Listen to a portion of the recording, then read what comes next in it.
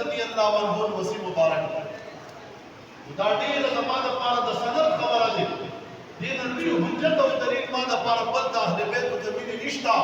چې زما امام سے دومره حد درجه مینه اظهار کوي امام سے ټول وطنونو کې ګرځي علم حاصلوي او چې کله خاندان نبوت ته راځي امام حسین وصول راځي امام زین العابدین علی ابن حسین ابن علی بچول راځي او زما امام سے فرمائی ما دو کالا صحیح سمے امام محمد باقر سره سبق ویلو او صحیح سره شاګردی میں امام جعفر صادق سره وکړه زما امام سے ډیر بڑو حاصل کړی دي او چې د دې سینون کوم علم ورته ملاو شو زما امام سے اعلان کوي فرمایي لو د سنتان لهلك النعمان امام سے فرمائی کہ ماتا دو کالا امام محمد باقر امام جعفر صادق سره نوې تیر کړی زما سره د علم هلاک شوی وما چې د علم کې هلاکت نه وشوما ما تاسو دین ملاو شو ما تاسو رڼا ملاو شو زه د دین په روح باندې پوه شوما دا د اهل بیت امامانو په برکت پوه شو سبحان الله دا زموږ د اسلاف تعلیمات دي نن دا امامانو د خپل بشرانو تعلیماتونه هغه علما روګردان شو نن چې عالم له تپوس کیږي دا خو د محرم الحرام شریف ورځې دي او بیا کمان خبره تګورا معزز مسلمانانو دنو ډیر بی وفایی په تاریخ کې اهل بیت سره سم شوی دا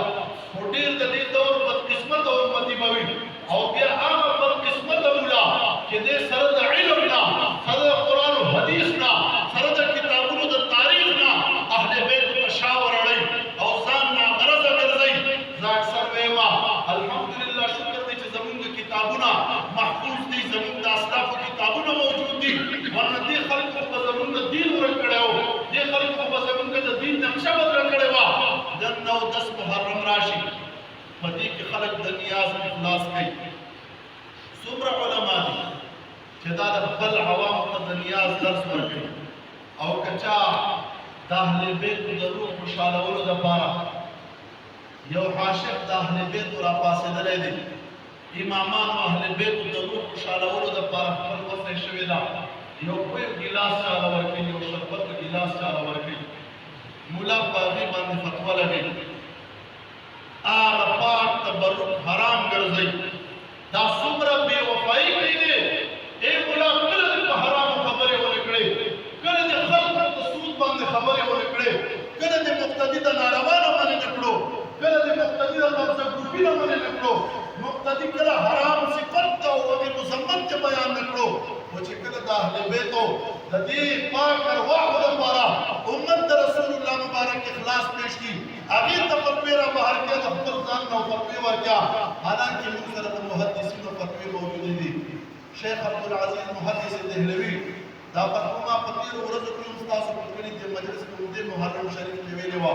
دې واورئ چې نوي خلک ناست وي چې دا زموږ د نظر نیاز دا نوې خبرې نه دي دا زموږ د زوړ تعلیم دی دا زموږ د اسلافو تعلیم دی دا زموږ د استادانو تعلیم دی